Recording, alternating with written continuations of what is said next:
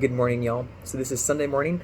I wanted to give y'all a quick something to think about and kind of chew on this week, outside of our normal Wednesday night Bible studies.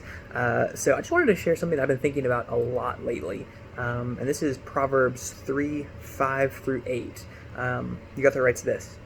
Trust in the Lord with all your heart, and do not lean on your own understanding. In all your ways acknowledge him, and he will make straight your paths. Be not wise in your own eyes. Fear the Lord, and turn away from evil. It will be healing to your flesh and refreshment to your bones. If you've grown up in church, you probably heard this passage a lot, especially verses 5 and 6, about trusting in the Lord, about not relying on your own understanding. And it's something that I keep coming back to because I realize more and more that I don't do it well. It's hard not to lean on your own understanding. You know, what I think when it says, trust the Lord with all your heart, do not lean on your own understanding, it's saying something really big.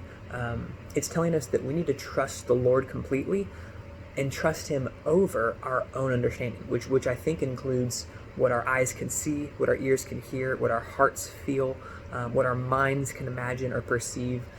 If you're like me, you know, it's really easy to look ahead and try and make plans for the future. You know, try and make decisions based on what you know and what you feel and what data you have available to you. This passage is telling us that shouldn't be our primary source of guidance or direction. That ultimately we need to trust in the Lord with all of our hearts, rather than putting our hope in only what we can imagine or see.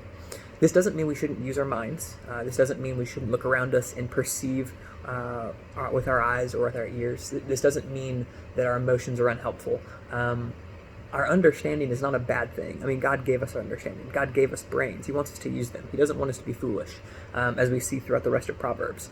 But what this passage is telling us is that as good as our understanding is, as helpful as our understanding is, and as much as God wants us to use our understanding in accordance with wisdom, ultimately, the greatest way to apply wisdom is to place God higher than our own understanding, because we trust that God sees what we can't see. He knows what we don't know. He is going to lead us rightly, even if we can't see what the road ahead looks like. So we're to trust in the Lord with all of our heart, even when it's difficult, even when we can't see it, and do not lean on your understanding. In all your ways acknowledge him, and he will make straight your paths. Verse 6 stands out to me because it reminds me that I am to do this in everything. There's not any part of my life that I shouldn't be bringing to the Lord. Even the small stuff. You know, I think God cares about our small decisions, the little things that bother us. In all your ways acknowledge him. And there's kind of a promise here. He will make straight your paths. We trust that as we seek the Lord and put him first, he's going to make the way straight for us. Doesn't mean we're always going to see the way forward. It sometimes means we're going to be walking by faith, not by sight, as Paul talks about. But he goes on as well. Be not wise in your own eyes. Fear the Lord and turn away from evil. This reminds us again of what we've seen throughout Proverbs. The fear of the Lord is primary. The rejection of sin is a major focus.